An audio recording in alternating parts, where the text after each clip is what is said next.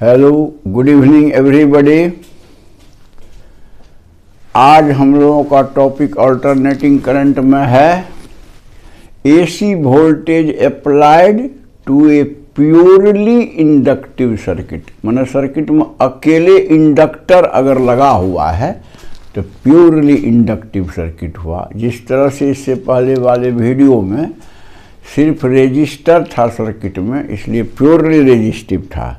हम लोग सॉल्यूशन भी बिल्कुल उसी तरह से करना शुरू करेंगे सब कुछ, और देखें कि क्या मतलब डिफरेंस भी आता है। तो देखिए, ये सर्किट है,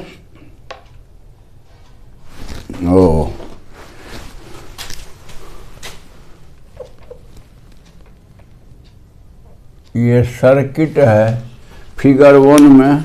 फिगर 2 में फेजर डायग्राम है इस सर्किट का, और फिगर 3 में इस सर्किट के लिए जो है ग्राफ है। तो मान लीजिए यही AC voltage equal to E naught sine omega T apply किया।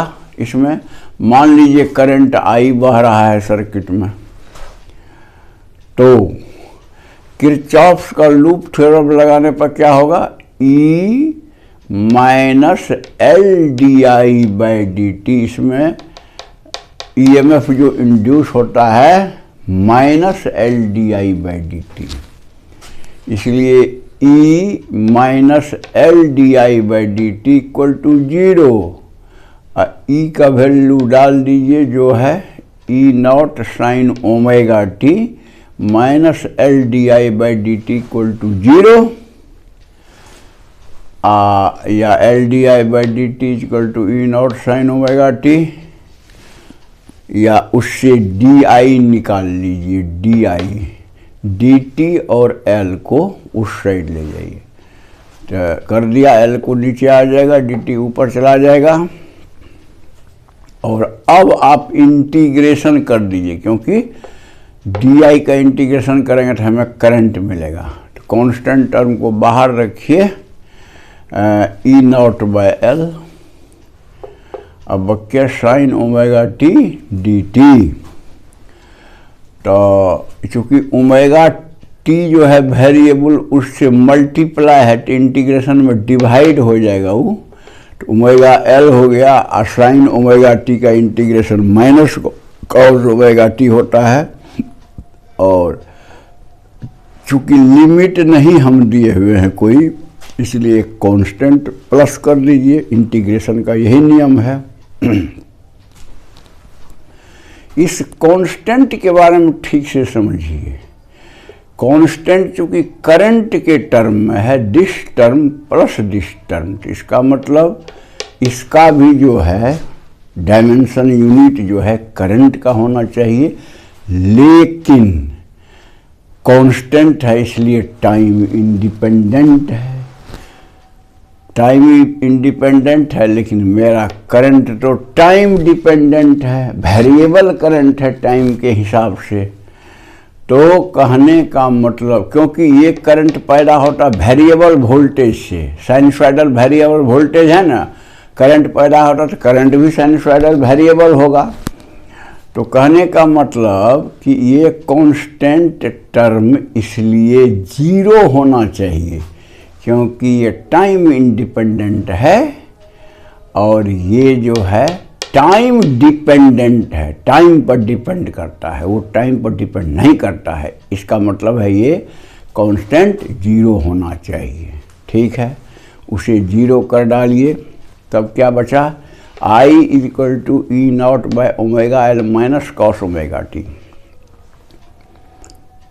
माइनस कॉस ओमेगा टी को हम लोग लिख सकते हैं sine omega T minus pi by 2। कैसे, समझिए। इसमें से एक साइन माइनस बाहर करिए, तो हम जानते हैं sine minus theta minus sine theta होता है। तो इसमें से एंगल में से निकालिए एक साइन और वहाँ माइनस पर डाल दीजिए, डाल दिए। और साइन ओमेगा टी क्या होता है, तब हो जाएगा sine pi by 2 minus omega T. देखिए यहाँ लिखे हुए हैं साइन इस ई नॉट बाय एक्स एल को लिख दिया गया आई नॉट, और इसको उलट देंगे अगर एंगल को तो sine minus theta equal to minus sine theta होगा। तो इसीलिए आपको बाद में आएगा माइनस, पहले यही देखिए यहाँ पर। तो ई हो गया I naught sine omega T minus pi by 2। अभी जो है वही रहने दीजिए। अच्छा, क्योंकि अभी दूसरा चीज़ कहना है। और ई नॉट बाय एक्स एल को आई नॉट लिखा गया है। तो एक्स एल क्या है? X L equal to omega L है, और इस एक्स एल का डायमेंशन होता है जो रेजिस्टेंस का डायमेंशन होता है, यानी वही उसका मतलब जो ये यूनिट होगा, यानी ओम। एक्स एल का भी यूनिट ओम होगा। और लेकिन इसका एक्स एल का नाम क्या है? Inductive reactance. रेजिस्टेंस नहीं बोलिएगा, इंडक्टिव रिएक्टेंस एक्स एल को, जो बराबर होता है ओमेगा एल, और उसका डायमेंशन करंट के ही डायमेंशन के, ऐसे रेजिस्टेंस के ही डायमेंशन का ओम के होता है इंडक्टिव रिएक्टेंस। अच्छा, तो अब हम देखते हैं, देखिए अब हम देखते हैं कि ई नॉट ई बराबर E naught sine omega T, E बराबर E naught sine omega T. अच्छा, और आई बराबर I naught sine omega T minus pi by 2। तो इसका मतलब कि हमारा करंट जो है वो पीछे रहता है पाई बाई 2 एंगल से, यानी क्वार्टर साइकिल से। क्वार्टर साइकिल यानी यहाँ से यहाँ हुआ क्वार्टर साइकिल, यहाँ से वहाँ आधा, यहाँ से यहाँ 3/4, यहाँ से यहाँ फुल। तो कहने का मतलब कि ये देखने से पता चलता है हमको कि करंट जो है वो लैग करता है, पीछे रहता है वोल्टेज से। कितना एंगल से? पाई बाई 2, माइनस साइन है ना ओमेगा में, ओमेगा में माइनस पाई बाई 2 है, इसलिए लैग करता है, यानी पीछे रहता है, ऐसा समझिए। Quarter pi by 2 corresponding to quarter cycle होता है। तो हम फेजर डायग्राम जब बनाएंगे तो वोल्टेज को मान लीजिए लिए ओमेगा 2 एंगल पर, तो करंट को पीछे लेना पड़ेगा, क्योंकि रोटेशन तो एंटी क्लॉकवाइज होना है फेजर का। तो पीछे क्लॉकवाइज रोटेशन करेंगे तो माइनस हो गया। तो कहने का मतलब 90 डिग्री पर उससे पीछे, मैंने इस डायरेक्शन में आई नॉट होगा। और उसका देखिए instantaneous value E equal to E naught sine omega T, और इसका instantaneous value I is equal to I naught cos omega T. I equal to I naught cos omega T, आप इसको समझिए। ये आई नॉट हम लोग लिए हैं I naught cos omega T minus cos omega T, इसीलिए I equal to minus I naught cos omega T. और माइनस कॉस ओमेगा टी ही न होता है sine omega T minus pi by 2, minus cos omega T ही होता है sine omega T minus pi by 2। तो इससे ये पता चलता है कि हमारा करंट जो है 90 डिग्री से पीछे रहेगा वोल्टेज का, वोल्टेज फेजर का। तो ये देखिए फेजर डायग्राम हो गया। और उसी तरह से इस डायग्राम में देखिए हमारा E equal to E naught sine omega T जो है वो तो सीधा यहाँ से 0 से शुरू होगा, और ऐसे एक साइकिल, फिर दूसरा साइकिल, ऐसे शुरू होगा। और करंट चूंकि लैग करता है माइनस में, तो देखिए यहाँ आएगा और इसके बाद जीरो हो जाएगा। जहाँ 90 डिग्री पर π/2 पर वोल्टेज मैक्सिमम होता है, करंट हो गया जीरो, यानी π/2 से डिफरेंस है फेज का। फिर जहाँ वोल्टेज जीरो है वहाँ करंट मैक्सिमम है I0। उसी तरह से आप समझिए जो डॉटेड लाइन दिया हुआ है वो है करंट का, और वो जो सॉलिड लाइन दिया हुआ है वो है आपको EMF यानी वोल्टेज सप्लाइड का। तो ये बात क्लियर हो गया कि प्योरली इंडक्टिव सर्किट में करंट पीछे रहता है, लैग करता है क्वार्टर साइकिल का, यानी π/2 एंगल का लैग करता है। ये क्लियर हो गया फेजर डायग्राम से। फेजर डायग्राम से हम लोगों को बड़ा आसान है AC सर्किट का अध्ययन करना। अच्छा ग्राफ भी आपको क्लियर हो गया। Power supplied to the circuit, तो इंस्टेंटेनियस पावर उसी तरह निकालिए जो पहले रजिस्टर में निकाले थे। पावर सप्लाई तो होता है P बराबर वोल्टेज गुना करंट। वोल्टेज करंट को लिख दीजिए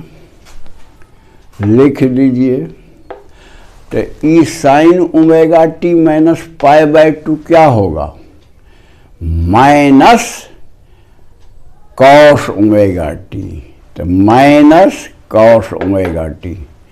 ये हो गया, 2 से मल्टीप्लाई करके 2 से डिवाइड कर दीजिए। ई साइन 2 थीटा होता है, यानी साइन 2 ओमेगा टी, इसीलिए साइन 2 ओमेगा टी लिखा हुआ है। इधर आपको माइनस E0 I0/2 है। तो ये हो गया इंस्टेंटेनियस पावर सप्लाइड। कभी कभी ये भी एग्जाम में पूछता है कि इंस्टेंटेनियस पावर सप्लाइड का आप ये इक्वेशन डिराइव कीजिए, चाहे ये सर्किट हो, चाहे प्योरली रेजिस्टिव हो, या आगे पढ़िएगा प्योरली कैपेसिटिव, या मान लीजिए पूरा तीनों LCR सर्किट सीरीज में है उसमें। माने कहने का मतलब इंस्टेंटेनियस पावर का भी आपको डिराइवेशन आ सकता है। अच्छा अब देखिए, अब एवरेज पावर हम लोग एक साइकिल में निकालना चाहते हैं, एक पूरा साइकिल में, माने यहाँ से लेके यहाँ और यहाँ, तो देखिए क्या आता है। तो ये सब तो कांस्टेंट है। एवरेज वैल्यू हमको खाली वेरिएबल का निकालना पड़ेगा, साइन 2 ओमेगा टी। और आप जानते हैं कि sine omega T, sine 2 omega T, sine 3 omega T, sine 4 omega T, जो कुछ भी रहे integral multiple of omega T, तो कहने का मतलब वो होता है 0। इसलिए हो गया E0, तो पूरा मल्टीप्लाई हो के एवरेज पावर 0। इसका मतलब है वो लिखा हुआ है, देखिए, 10 average power supplied to an inductor in a complete cycle is 0। एक साइकिल में इंडक्टर को पावर जो सप्लाई होता है उसको 0 लिया जाता है। इसको एक लाइन में खाली समझिए कि ये इसलिए होता है क्योंकि इंडक्टर जो है मैग्नेटाइज होता है, तो उस समय तो पावर लेगा, और जब वो डीमैग्नेटाइज होगा कि वो उतना ही एनर्जी छोड़ देगा।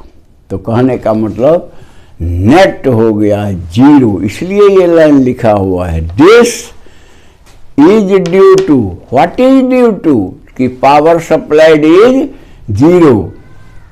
This is due to magnetisation and demagnetisation of inductor, या इंडक्टर में जो कोर रखा हुआ उसका। इसी के कारण जितना लिया उतना फिर छोड़ दिया, जितना लिया छोड़ दिया, आधा साइकिल में लिया आधा साइकिल में छोड़ दिया।